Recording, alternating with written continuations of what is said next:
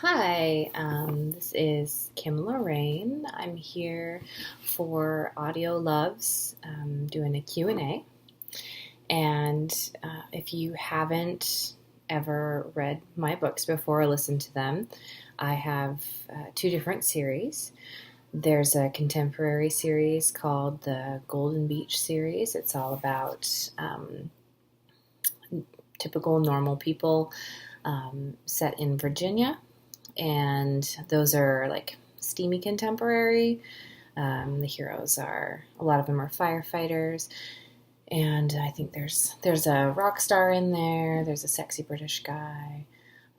So those are my contemporaries there right now. I think as of this moment, there are 5 full-length out and then 1 novella. But coming this fall, there's going to be another novella, and then in February of 2018, there will be the last full length will be out. So they're all in audio at the moment. The latest one is about to be released, so the production is almost complete on that one. And then I also write an erotic paranormal series called the Watcher Trilogy, and Waking the Watcher is the first one, which is at the moment the only one out, but on July 19th, the second book, which is called Denying the Watcher, will be released, and there is an audio out for Waking the Watcher, narrated by Will Watt and Susan Fouché in duet, and they are fantastic. Those two are probably my favorite duet team at the moment. So, and not just because they read my books, but because they are really awesome. So I'm just going to kind of go through these questions. I'm going to try and keep my eyes on the camera if I can. So the first one is, how did you become an author? And that's a really interesting question, and one that I get asked a lot. My story, I think everybody's story is different, but mine starts with college. When I went back to school, and I was going online after having 2 children and being married and being out in the workforce for quite a while, and I wanted to finish my degree in early childhood development, which I did finish, and I have a bachelor's. Yay for education. But while I was doing that, I had to take a children's literature class, and one of the assignments was to write a children's story. So I wrote my children's story and submitted it, and my professor emailed me, and she said, have you ever considered being published, because you have a really unique voice, and I think that you would be great as a writer. And I had always thought about it, always been interested in it. I always made up stories. Like, I'm a big people watcher, so I would see people and just kind of make up stories about them in my head. How did this person get here? What is this guy doing sitting here all by himself? Is he waiting for someone? Is he, has he just broken up with someone? What's going on with him? So I'd never really written it down, but I'd always kind of plotted in my head. So then once I had that encouragement, that big boost from a professor, I said, you know what? I think I could do this. And then I wrote Restoration, which is my first book. Number 2 is, which influences your writing more, people or life events? That's a hard question. I didn't read these beforehand. I probably should have. But that's a real toss-up, because I think that you learn a lot from experiences, good and bad, probably more from the bad. But then there are these people, also good and bad and in between, that influence everything around you. So I think that people and their stories influence me more, because I can only experience what I experience, and I only have my perspective. But the people around me, they have their perspective, their feelings, their experiences that they've had. So I feel like the people influence my writing more. I love talking to people about what happened in their lives. There was this teacher that I know who is originally from Romania, and I sat down and talked with her, and she told me her story about how she, lived in Romania when it was still run by the Communist Party, and just all the things that she experienced there, and I learned from her. So, yeah, I would say that for me, people influence it more. Number 3 is, if you could have lunch with any author, alive or dead, who would it be?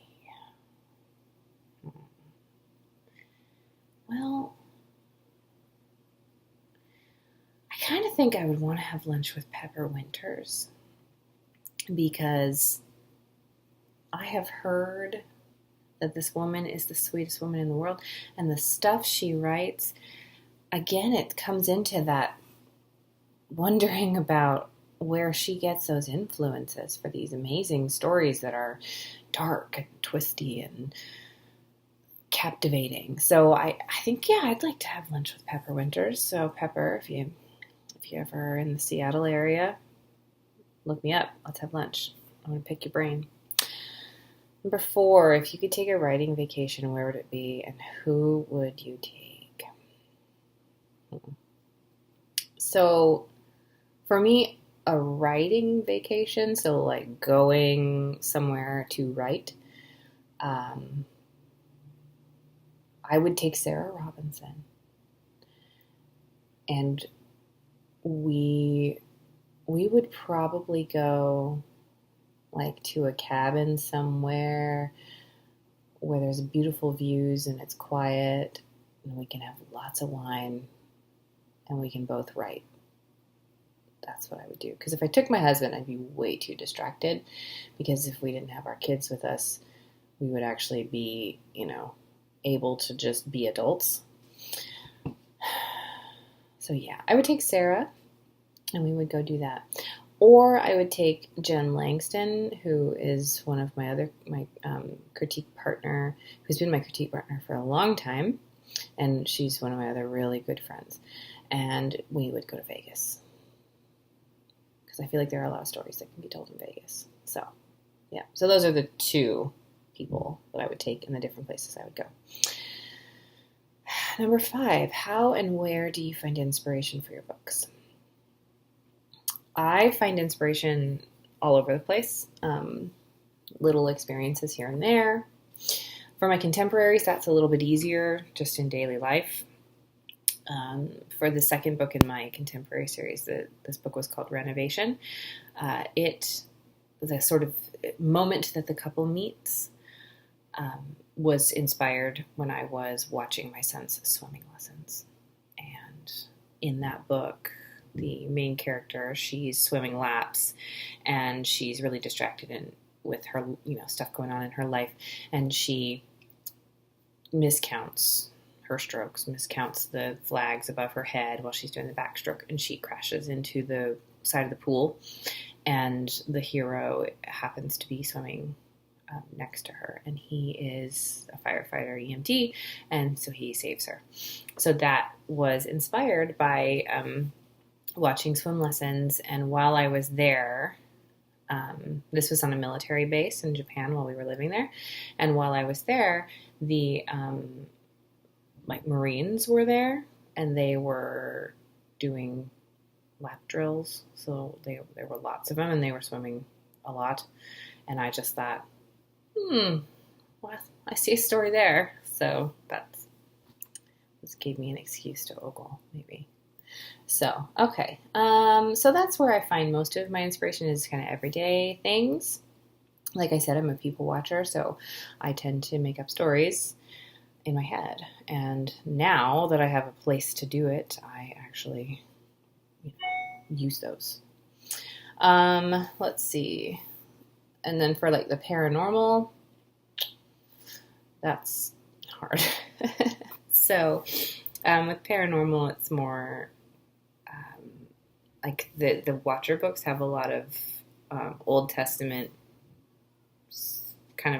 stories in there as well. So I find that inspiration through taking like different paranormal legends and lore and taking like I really enjoyed reading the Book of Enoch and learning about the stories of the fallen angels, which is not in the Bible. The fallen angels are mentioned like once, I think, in the Bible. So I took a lot from that and said, gosh, there's so much. So I could really make a big story out of that. So I use that a lot. I do a lot of research. And then I set the Watcher books in Seattle. So I'll hop on the ferry and go over to Seattle and go to the different places that I mentioned to make sure that I get it right. So yeah, those are kind of, they're not, because they're paranormal, but they're set in a real place. So I do kind of use the real world around me as well. That dovetails right into number 6, which is, do you research locations? I do. I research locations. If I can't physically go there, I will watch video tours of the location on YouTube. I will go to Pinterest and find everything I can. I will talk to people who live in that place. For Golden Beach, I created that world. Golden Beach is not a real place in Virginia. It's actually based on my hometown here in Washington, but I didn't want to actually base it in this town, so I made up my own because I needed a little bit of freedom. But yeah, I usually integrate real places into the book, and I will go there. And like in Golden Beach, there's a little coffee shop called Cups, and in my home area, there's a coffee shop called Cups, and I sort of took that and then made it what I needed it to be. But I have that as my inspiration. And there's this like dive bar in Golden Beach called the Golden Beach Bar and Grill that's supposed to be kind of falling over and a fire hazard and all that. And I based that on a real place, which I will not give you the name of because I might get in trouble. And so yeah, I do research locations, and I use my creative license to change them a little bit, but I do use them. Number 7 is, do you have writing rituals that you do before, after, or during? Oh, well, at the moment, no. At the moment, it's summer break, and my children are home, and I have 3 of them. And so I write when I can. I do always create a playlist for each book on Spotify, and I will listen to that as I'm writing. I don't listen as much when I'm editing or revising, but I definitely listen when I'm getting the first draft down, because usually those songs fit the characters and fit what's going to need to happen in the plot, because I usually have a basic plot. So after I finish a book, I always take a couple days off. And then when I am writing, I try to get 2,000 words done a day. And so I will, if everyone's home and my husband's home, then I will have on noise-canceling headphones, and I will try to kind of pretend that I'm not here so that I can focus and do what I need to do. A typical writing day for me, that number 8, what is a typical writing day? Ideally, if I get a day where I can really, really write, then usually it's here in my bedroom. This is my bedroom, but I'm not going to show it all to you. So what I do during that time is, like I said, noise-canceling headphones, listen to my playlist. Sometimes I'll have Pinterest up, and I have my inspiration pictures for the different characters, so I can take a look at them. And then I just go and I write my 2,000 words, and if I can get more than that, that's excellent, and I will do it. And if I can't, I can't, but yeah, that's what I do. Number 9 is, how long does it normally take for you to write a book? That's a hard question. It really depends. I'm usually a pretty fast writer because once I get going, I can't let go of those characters and I just take it. So I wrote Waking the Watcher in about a month and a half. I wrote Denying the Watcher in a little over a month. I think I did it for NaNoWriMo, so I did it for all of November last year. So Denying the Watcher's been done a long time. But I'd say, honestly, it takes a couple of months at least. And it really depends on the story, because Releasing the Watcher is the last book in this trilogy, and it has taken me a lot longer. I'm still not fully done with it after months because, one, my household was all, moving from Japan to Washington, so everything's messed up. But two, it's really important that I get everything taken care of in that story and that I wrap it all up and make sure that I don't forget anything really important in those stories. So normally say 2 to 3 months, but sometimes longer. Number 10 is, how many times have you scrapped a book?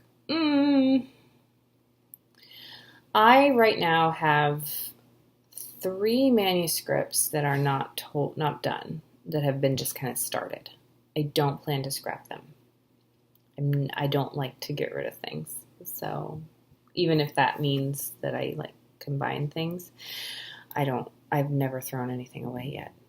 So one time I had half a book written and my program crashed and I lost the whole thing and I could never find it again. That was super sad. Number 11, I've already sort of answered this. Do you have a playlist when you write? And yes, I do. And you can follow me on Spotify, and you can also listen to the music. I have a pretty eclectic taste, so there's lots and lots of different songs. And usually they're just titled the title of the book or the working title of the book. So, let's see. What music do you listen to for inspiration when you're developing a story and writing it? So I'm pretty eclectic, like I said. The newest Golden Beach book that I'm working on right now is really Ed Sheeran inspired, so there's a lot from his new album. But usually my go-to people that I put on my playlists, I usually have at least one song by Sia. I usually have at least one by the Chainsmokers. Probably at least one by Ed Sheeran. I like the angst, so I'm a sucker for the angsty stories and the angsty songs. So if it's angsty, I don't care who you are. You can be anybody, and I will listen to it. I've got some Sam Hunt. I've got some, who else? Some Band of Horses, Adele. There's some Justin Bieber, I'm not going to lie. And Avett Brothers. I like the Avett Brothers. Death Cab for Cutie, Christina Perri. I mean, that's a lots of different stuff. I've also got the Beatles, and I've got, some country music. I've got Brad Paisley. I really like that song Whiskey Lullaby. It's really great. So, yeah, if it's a good song, if it speaks to the story, it doesn't matter what genre it is. So, it's all about whether it fits the story. So, yeah, that's there. Let me see if I can find my questions. Yeah, I moved around and now I can't find anything. And okay. So, how many edits do you go through? I usually go through 2 rounds of edits. And that is after it's been to a critique partner and after I've sent it to a beta reader or 2 or 3. So, but edits with an editor, 2 rounds. Always 2 rounds. I would never be okay with just one. You never know what you're going to miss. Because you, as a writer and as a reader, a lot of the time your brain corrects things. And, like, I will never forgive myself for the error that's in Restoration. My first book, which had, like, 5 different pairs of eyes on it. 3 rounds of edits, a proofread, and still there is a your, like you are, versus your, like this is yours, that got missed. And yeah, humiliated. I'm humiliated because I'm like that's like my biggest pet peeve is stuff like that. So I always have 2 rounds of edits. Okay. This is my favorite question ever. How many drinks does it take to write some of those sextastic scenes? So, usually it doesn't take any. Usually that's easy for me. I know some writers say it's really hard to write sex scenes, and for me it's not. That usually just kind of goes pretty quickly and easily for me because like, it's super fun. You know, it's really, really fun. It's usually there's nothing really dramatic happening during that time unless they're like fighting and having angry hate sex and having lots of dialogue during that. So it doesn't take a lot of drinks for that one. You know what takes a lot of drinks? The like dark moment in the book where everything's falling apart and people are dying or people are breaking up or both. That's what takes drinks. Who is your favorite character? You can only pick one and why. This is mean. I have a lot of characters. This is really mean. My favorite character at the moment. My favorite character at the moment is Sariel, and he's the fallen angel in the Watcher trilogy. Sariel is my favorite character because he starts out as an anti-hero and eventually becomes a real hero. And he is just so devoted. And that's all I can tell you because I don't want to spoil things. So that's it. Sariel is my favorite. Which was your most emotional book to write? Resolution was really, really emotional. There's a scene at the end of Resolution that a lot of it really happened to me. And it was something that happened fairly recently that my husband and I experienced. So that is, and I can't say what it was because it would spoil a lot for the book, but that was super emotional for me. But it was really important because it was a really, the experience was very frightening for me. But it all turned out okay, so that's good. But so that one was really emotional, but I actually since that one's done, I'm going to say that was the most emotional. Number 17 is, do you get emotional when writing like we do when reading? And is it hard to let go of characters or a character?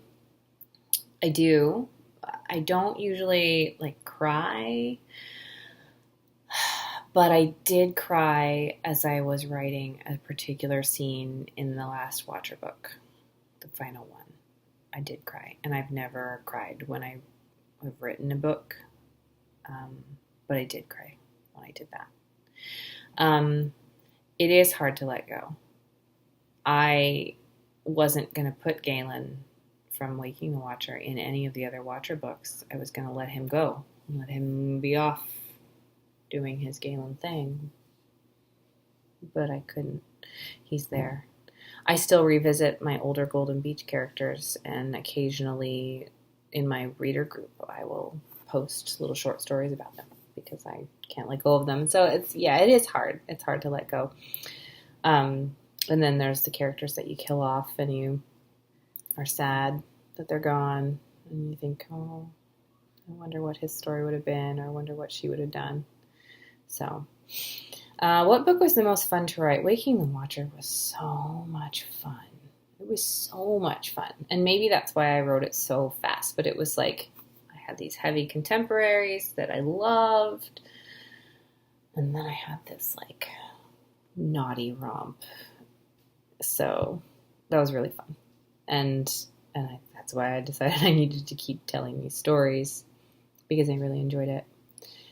How do you choose narrators for your books? This has changed. So, like I said, all of my Golden Beach books are in audio. The first book and the novella that accompanies it, so that's Restoration, and the novella is Foundation. It took a really long time to find a narrator because, well, one, it's expensive to produce an audiobook because basically we're self-publishing it unless you get a deal with, Audible Studios or one of the other, production companies. And my book, I didn't really even go that way. I didn't consider trying to get a deal with anyone. I am a control freak, and I wanted to pick who I wanted for the book. So I had probably 20 auditions. Nobody was right. I found Susan Fouché during that when I was auditioning people for Restoration. But the problem with that is that in Restoration, the main hero is British. The heroine is an American, but she moves to the UK. So everyone around her is British. And for me, it's a huge, huge turnoff if the narrators can't do a convincing accent. And it's also really hard for me to get over that. Like, I really can't move past it. But I also understand that while you might have a wonderful, wonderful voice, it's really hard to carry an accent that is so distinctive and different from your own. And so Susan and I, we talked because I really enjoy her voice. But she was kind of like, doing a British accent for the majority of the book is probably a lot. And so I found this narrator. Her name is Sophie King. I don't think she's done a whole lot, but she, I believe, is Australian. And she did a wonderful job. Was able to do an American accent, was able to give my hero a wonderful, wonderful voice with his British accent. She did a great job. So I found her just through searching ACX and listening and doing, requesting auditions.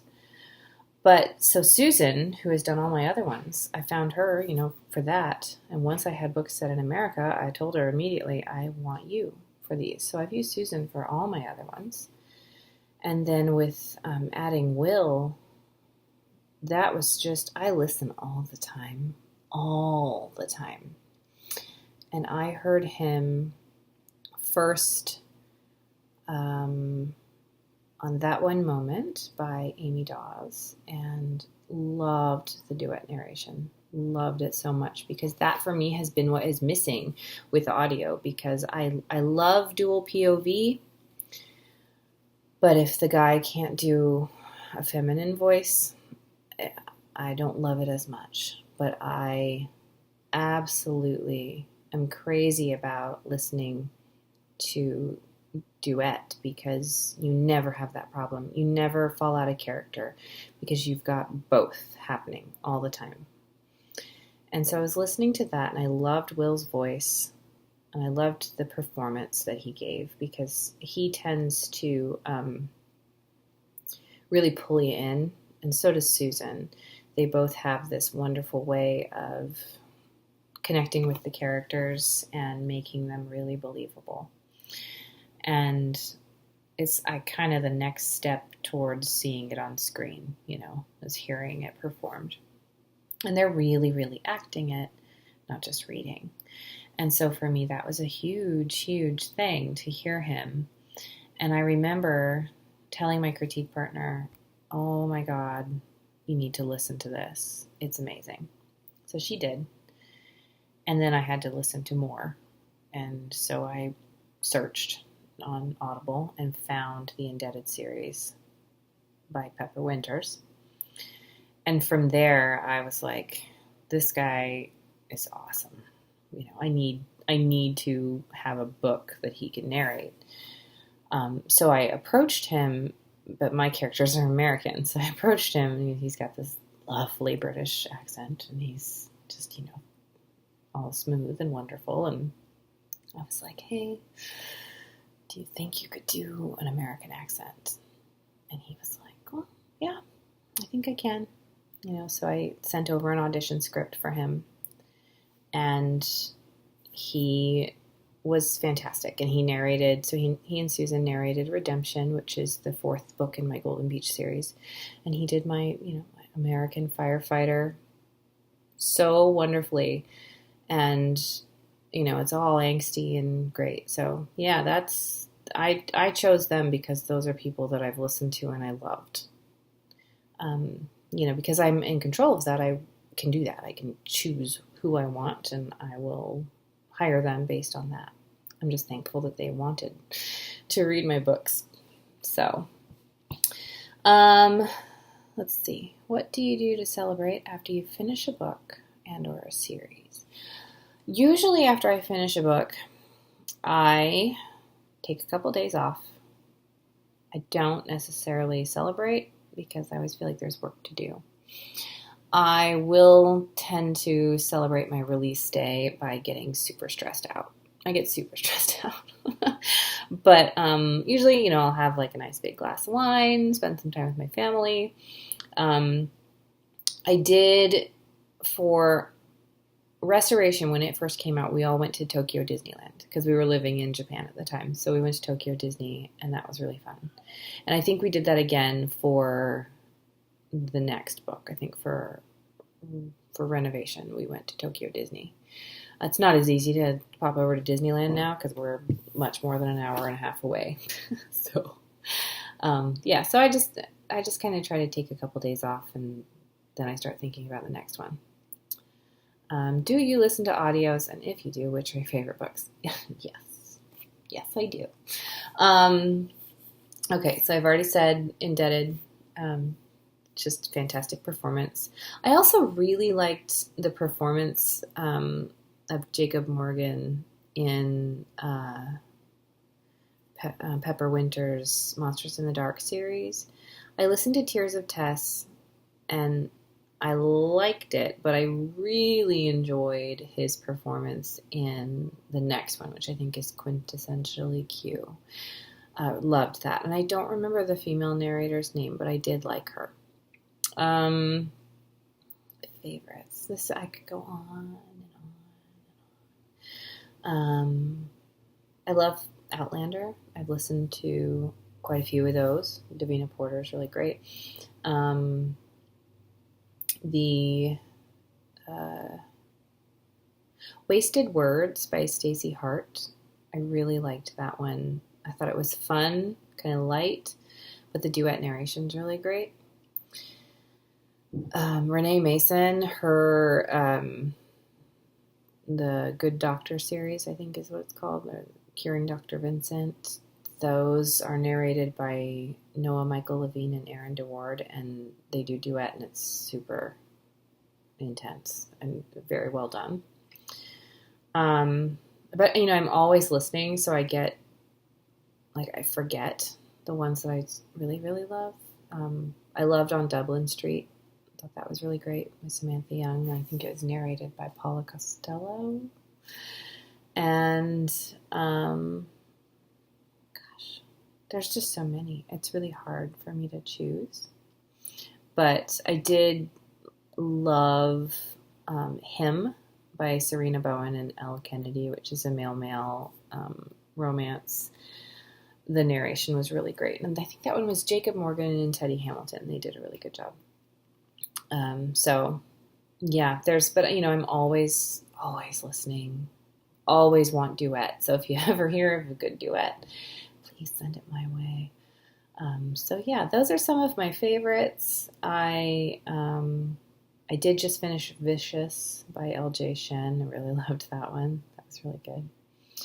And right at this moment, well, not right at this moment, but I am listening to Final Debt, which is the last one in the Indebted series. I have not read the books because I refuse to, because the only people who are those characters for me are Kylie C. Stewart and Will M. Watt, so I can't allow myself to read them. I have to listen.